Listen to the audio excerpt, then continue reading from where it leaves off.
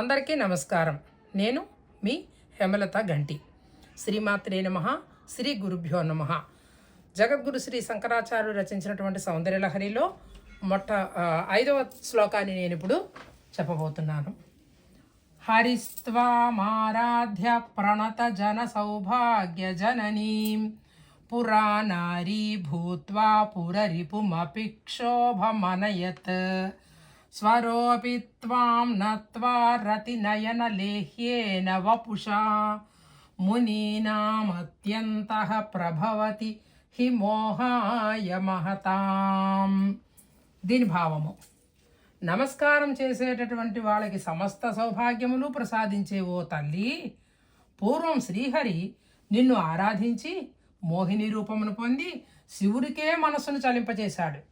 మన్మధుడు నిన్ను ప్రార్థించి రతీదేవి కనులకు లేహ్యము వంటి మేనితో మునులను కూడా మహామోహవసులను చేయగలిగాడు.